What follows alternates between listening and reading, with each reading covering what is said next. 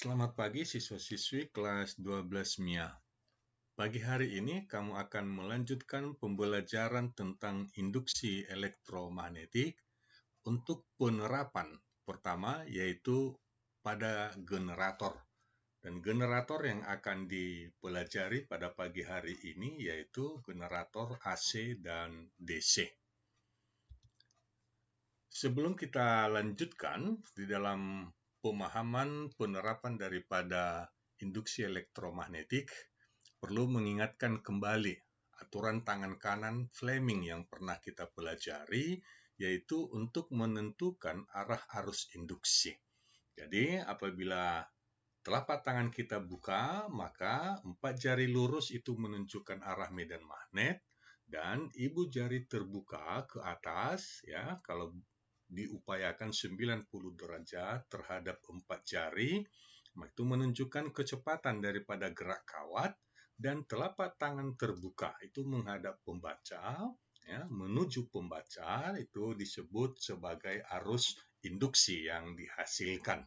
Jadi aturan tangan Fleming ini nanti yang akan kita terapkan pada gerakan kawat di dalam medan magnet. Induksi elektromagnetik itu adalah sebuah perubahan, ya, perubahan garis gaya di dalam kumparan yang sudah dipelajari sebelumnya, sehingga perubahan garis gaya ini menghasilkan GGL, ya, yang diinduksi oleh kumparan itu sendiri. Dan ini kita sudah pelajari sebelumnya. Kita misalkan itu ada batang magnet utara selatan, tentu arah garis gaya magnetnya itu B, ini yang warna merah tanda panah itu dari utara ke selatan. Jika kita hitung, maka ini ada 7 garis gaya magnet. Maka apabila kumparan ini ditarik ke kiri, ya, atau ditarik ke kanan, maka garis gaya magnet yang ada dalam lingkupan kumparan ini akan berubah. Yang tadinya 7, ya mungkin bisa tinggal 4, dan demikian sebaliknya. Jadi perubahan garis gaya magnet yang dilingkupi oleh kumparan persegi ini, inilah yang nantinya menghasilkan arus induksi. Ya, misalkan kalau kita perhatikan, ya, terjadi perubahan garis gaya magnet dalam hal ini kumparan yang bergerak ke kiri dan ke kanan. Ya, ketika kita amati, dengan menerapkan aturan tangan Fleming tadi, ya, kecepatan kawat itu ke kiri. Berarti arah ibu jari kita ke kiri, arah medan magnet itu ke bawah, itu tanda panah, maka telapak tangan menuju pembaca. Inilah yang disebut dengan arah arus induksi yang ini. Sehingga arus akan bergerak berlawanan arah. Kemudian ketika sudah ditarik ke kiri, ada arus induksi, maka kumparan ini, ya, mengaliri arus dan berada dalam medan magnet, sehingga akan timbul gaya magnet, ya, atau kita sebut dengan gaya Lorentz. Jadi kalau ini gerakan pertamanya, maka ada arus, ya, arus induksinya itu menuju pembaca, medan magnetnya ke bawah. Maka jika kita berikan tangan kita kembali arah medan magnetnya ke bawah, arus induksi menuju pembaca, ya, mendekati pembaca itu ibu jari, maka telapak tangan kita itu akan menghadap ke kanan, ya. Berarti gaya magnet yang dihasilkan, gaya Lorentz yang dihasilkan itu arahnya ke kanan. Maka kawat akan bergerak ditarik ke kanan. Ketika kawat bergerak ditarik ke kanan, maka arah arus akan berbalik arah. Akhirnya menjadi searah dengan arah jarum jam.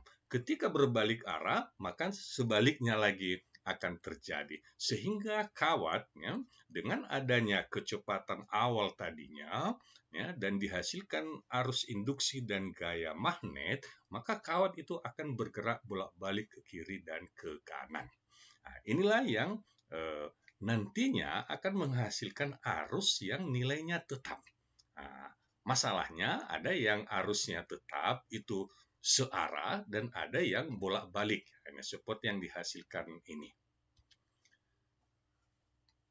Baik, selanjutnya kita perhatikan bagaimana perhitungan ya, simbol-simbol daripada gerakan kawat ya, untuk menghasilkan GGL induksi.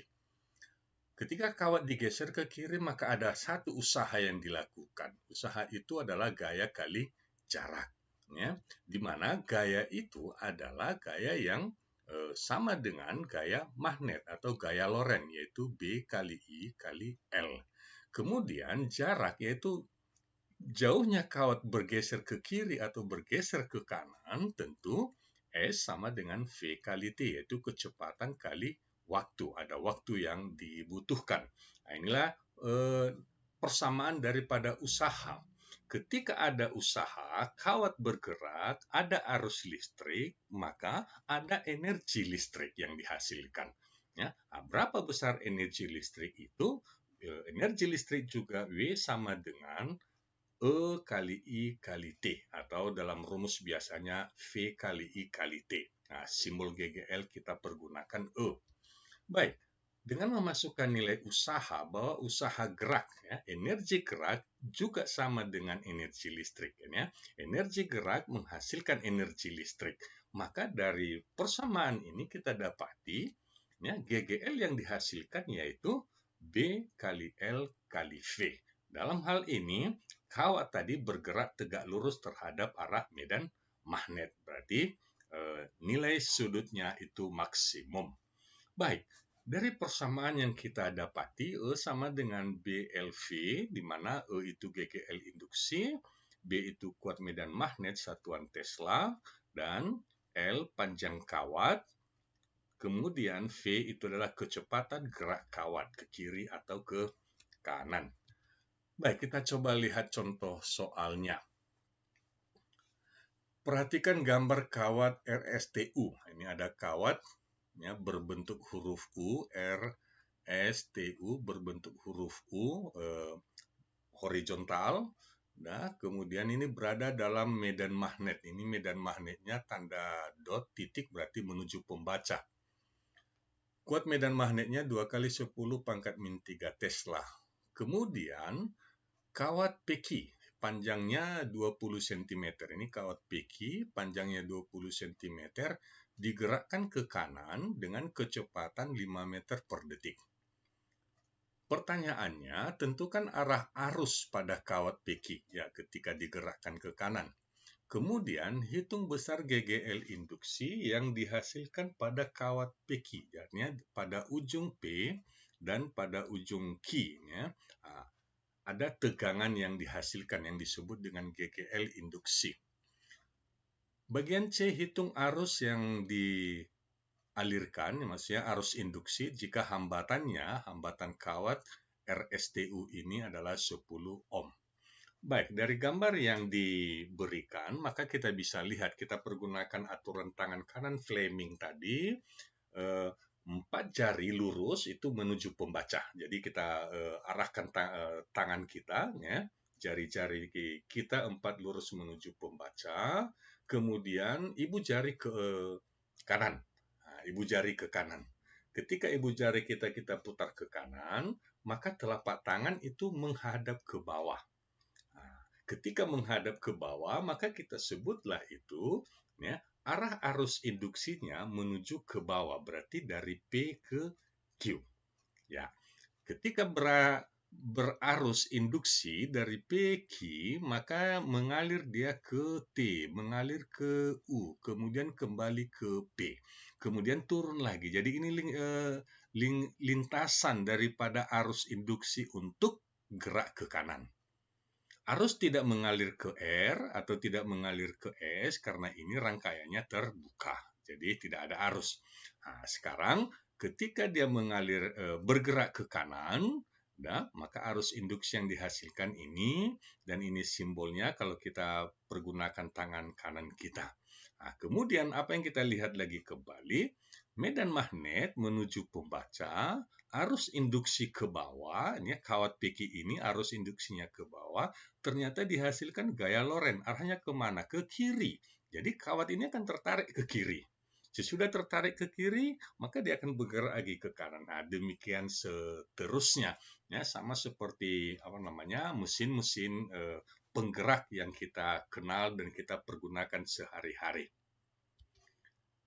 Arah arus induksi ke bawah. Jika arus mengalir ke bawah dari P ke Q, maka bisa kita tambahkan bahwa GGL di titik P lebih besar daripada GGL di titik Q. Karena dari sini tegangannya lebih tinggi P dibanding Q. Ya. Selanjutnya, GGL induksi. Karena arah kecepatan tegak lurus dengan arah medan magnet, maka sin tetanya 1. Ya, BLV, B-nya 2 kali 10 pangkat min 3. L 20 cm 0,2 meter dan kecepatan 5, maka GGL yang dihasilkan yaitu 2 kali 10 pangkat min 3 atau 2 mV.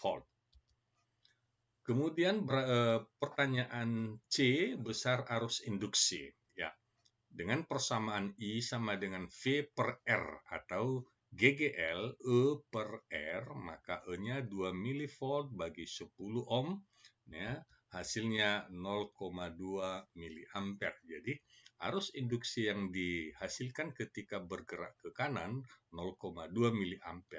Maka ketika nanti ditarik oleh gaya Lorentz ke kiri, arusnya akan berbalik arah lagi ke atas. Seperti itu. Selanjutnya kita akan melanjutkan pergerakan daripada kawat tadi, penerapannya pada generator listrik. Ya. Perhatikan baik-baik, ada satu animasi.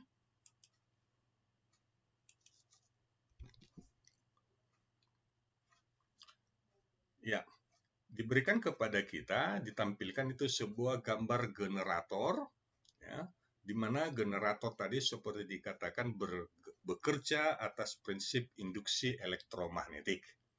Ya, dan ini kita sudah pelajari sebelumnya dengan hukum Faraday, bahkan hukum Lenz, yaitu menentukan arah arus induksinya. Dengan menerapkan aturan tangan kanan, Fleming, kita sudah terapkan contoh soalnya, maka ini dapat diterapkan pada generator AC. Ya, generator AC itu terdiri atas ya, batang magnet, cincin luncur. Ya. Cincin peluncur ini di sini akan dihubungkan kumparan, ya, kumparan yang disebut armatur. Nah, jadi kumparan ini bagian ujung atas ke cincin satu dan ujung yang lainnya ke cincin lainnya. Kemudian masing-masing cincin ini memiliki brus karbon, ya, yang nantinya akan dihubungkan, kedua kutub ini akan dihubungkan ke galvanometer. Nah, tujuannya untuk mengetahui bahwa kalau galvanometer menyimpang, nah ini galvanometer berarti ada arus yang dihasilkan akibat putaran kumparan ini. Nah, inilah gambarnya ketika diputar dan galvanometernya menyimpang ya, ke kiri dan ke kanan secara bolak-balik. Ini yang disebut dengan bolak-balik. Selanjutnya apabila kita amati ya, bahwa medan magnet yang dialirkan, ya, medan magnet yang keluar dari kutub utara ke selatan, itu dilingkupi oleh kumparan persegi ini secara berubah-ubah. Secara berubah-ubah sehingga menghasilkan arus induksi. Jadi dengan mempergunakan aturan Fleming kembali, maka kita akan bisa melihat bahwa kawat ini akan mengalami gaya yang mendorong kawat ke atas dan gaya yang mendorong kawat itu ke bawah, sehingga dia akan tetap berotasi ke satu arah, tetapi ujung arus yang dihasilkan itu pada masing-masing cincin luncurnya. Ya, kalau kita perhatikan dengan aturan tangan kanan Fleming, ini kawat yang bagian atas didorong ke atas, berarti ibu jari ke atas. Medan magnet tadi dari kanan ke kiri, ya ini medan magnet. Maka arus induksi, ya, untuk kawat yang warna merah tadi, arus induksi itu menuju pembaca. Jadi arus induksi menuju pembaca, ya, ke galvanometer, baru keluar dia ke kawat yang warna hijau, demikian seterusnya. Dan inilah sifat daripada generator yang menghasilkan arus bolak-balik, ya, membentuk grafik sinusoidal. Nah, dan ini karakter daripada generator.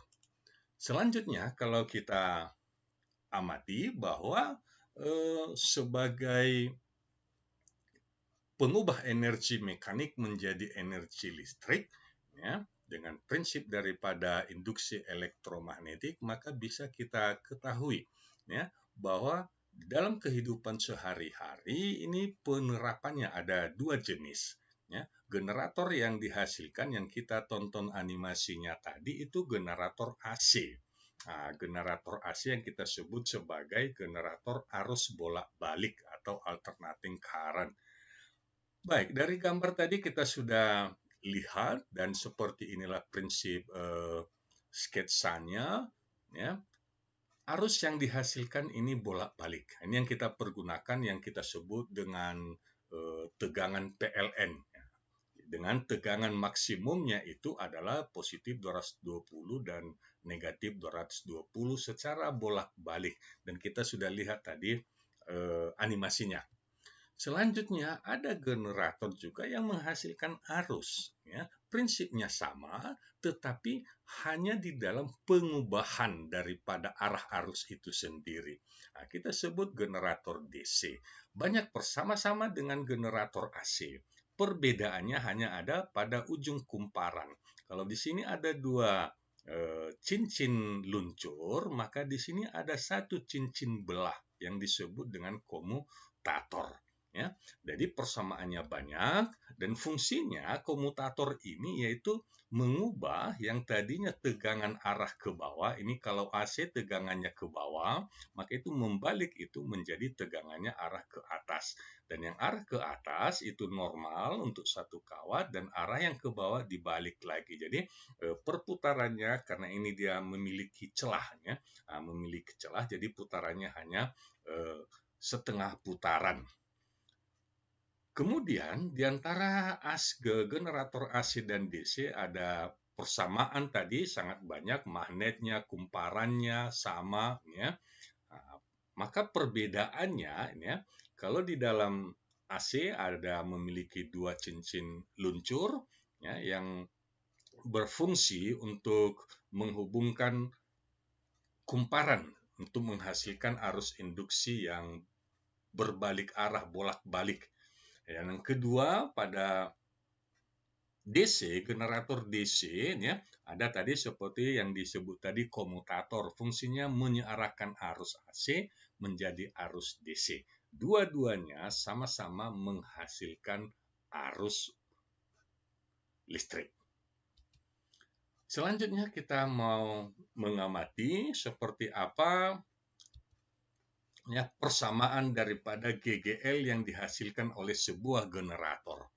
Dan dari persamaan Faraday, ini dari persamaan Faraday dan tanda negatifnya itu hukum Lenz, maka E sama dengan N kali div C per dt, ya, di mana C ini adalah kuat medan magnet kali luas penampangnya kali cos omega T. Ya, jika ini tegak lurus, maka sudut terhadap normal bidangnya, ya, itu 0 atau sebaliknya. Baik, kita mau lihat berapa besar GGL dari persamaan ini, yaitu dengan mendiferensialkan, ya, diferensial BA cos omega T, maka nilai N tetap, B dan A tetap, ini konstanta. Kemudian omega T diferensialkan terhadap dt tinggal omega. Kemudian yang terakhir cos omega T, ya, didiferensialkan terhadap dt menjadi sin omega T. Jadi inilah persamaan GGL induksi yang dihasilkan pada sebuah generator. Ya, berbanding dengan lilitan, kuat medan magnet, luas penampang, dan kecepatan sudut serta sudut putarannya. Baik. Dari persamaan ini kita sederhanakan. Ya, tetapan NBA kali omega itu dapat disebut sebagai GGL maksimum. Jadi E sama dengan E maksimum sin omega T. Ya, jadi E ini adalah GGL induksi sebagai fungsi waktu setiap waktu. Sedangkan E maksimum itu adalah GGL maksimum. Artinya kalau dia grafik sinusoidal tadi nilai maksimumnya ya, misalnya 220 volt ya, positif ke atas dan negatif ke bawah, di mana N itu jumlah lilitan, B kuat medan magnet, dan A luas penampang. Kemudian omega, ini omega yaitu kecepatan sudut kumparan ya. Nah, kita lihat tadi bagaimana kumparan armatur di dalam medan magnet itu berotasi, berputar terhadap porosnya, memiliki frekuensi atau memiliki perioda. Maka kita hubungkan 2VF atau 2V per perioda. F itu frekuensi Hertz dan T perioda detik. Nah, sin omega T itu sudut antara normal bidang kumparan terhadap arah medan magnet. Jadi, ada satu persamaan akhir yang dihasilkan pada sebuah generator AC. Sebagai contoh, kita perhatikan bahwa sebuah generator ya, pada awalnya menghasilkan GGL induksi 200 volt. Kemudian, ya, generator tersebut dibongkar, kemudian lilitan di dalam generator tersebut diganti menjadi tinggal 50%-nya, dan serta kuat medan magnetnya dinaikkan 4 kali. Ya, jadi generatornya dibongkar, lilitannya diperkecil 50%, dan medan magnetnya diperbesar atau dikuatkan menjadi 4 kali. Yang diinginkan adalah berapa GGL yang dihasilkan setelah dibongkar ya, dengan perubahan yang ada. Baik, ini data yang diberikan oleh soal, ditanya GGL sesudah dibongkar. Tentu generatornya tetap, ya, tinggal sifat sesudah terjadi perubahan lilitan dan medan magnet. Baik, kita mengerjakannya dengan metode perbandingan. Jadi GGL pertama, ya, sifat pertama sebelum dibongkar dengan sesudah dibongkar, maka N1B1A kali omega, dan sesudah dibongkar N2B2A kali omega, di mana A kali omega ini tidak ada perubahan. Ya. Nah, luas penampangnya, kumparan itu tidak berubah, putarannya tidak diubah, tapi yang dirubah hanya N dan medan magnetnya. Oke, kita masukkan nilainya. N2-nya yaitu setengah mula-mula 50%. Ya, dan medan magnet akhir itu 4 kali. Maka jika ini kita masukkan, N1-nya habis, B1-nya habis, setengahnya naik, maka tinggal 2/4 atau setengah. Itu perbandingannya. Apabila GGL pertama yang dihasilkan adalah 200 volt, maka GGL terakhir sesudah dirombak itu akan dihasilkan GGL-nya lebih besar lagi, yaitu 400 volt. Baik, contoh yang terakhir. Sebuah kumparan persegi luasnya 200 cm2 terdiri dari 500 lilitan. Diletakkan dalam medan magnet 0,06 Tesla. Kumparan berotasi dalam medan magnet dengan periode putaran 0,4 detik. Yang diinginkan adalah berapa GGL induksi maksimum, ya, GGL maksimum. Kemudian arus induksi jika hambatannya 10 ohm. Dan bagian C, GGL induksi saat kumparan membentuk sudut 30 derajat terhadap arah medan magnet. Baik, ini data yang diberikan, luas penampang kita ubah ke meter kuadrat, ya, Teslanya 0,06, ini T periode ya, ini T periode 0,4 detik, sedangkan T pada B ini adalah Tesla, satuan daripada medan magnet, Nikolai Tesla. Baik, ini yang ditanyakan, kita coba jawab. Yang pertama, jawab bagian A. GGL maksimum tadi kita sudah lihat dalam persamaan adalah nilainya NBA kali omega. Ya, di mana omega yang diberitahu bukan kecepatan sudut putaran tetapi periodenya, T-nya. Karena kan kita pergunakan 2V per T. Selanjutnya kita masukkan angkanya, berapa nilai daripada masing-masing besaran. N-nya 500, B-nya 6 kali 10 pangkat min 3, ya maksudnya 6 kali 10 pangkat min 2 ini ya, 0,06. Ya, ini pangkatnya min 2. Kemudian A-nya, luas penampangnya 200 cm kuadrat, berarti 2 kali 10 pangkat min 2, 2V 2 kali 3,14 dan periode 0,4 detik 4 kali 10 pangkat min 1. Jadi jika kita hilangkan maka kita dapati GGL maksimumnya itu sebesar 0,94 volt. Jadi kita sudah dapat GGL maksimumnya. Ketika dihasilkan GGL maka kumparan yang memiliki hambatan 10 ohm itu akan menghasilkan arus induksi. Nah, ini arus induksi. Jadi GGL maksimum arus induksi kali R. Sehingga kita dapati arus induksinya 0,94 per 10. Berarti 0,094 atau 94 miliampere. Bagian C, yang menjadi masalah ini GGL induksi kumparan. Ya, kumparan membentuk sudut 30 derajat terhadap arah medan magnet. Jadi kalau kita buat lukisannya, ya, nah ini kumparan membentuk sudut. Ini kita ambil porosnya, 30 derajat terhadap arah medan magnet. Ini arah medan magnet horizontal, arah ke kanan. Maka, ini ya, sudut putaran yang diinginkan itu adalah sudut antara arah medan magnet dengan normal bidang. Jadi kalau ini sudut bidang daripada kumparan, maka inilah normal bidangnya. Nah, berarti sudut yang dibentuk itu adalah 60 derajat. Jadi kita tinggal memasukkan ke persamaan. E sama dengan E maksimum sin omega T atau sin theta.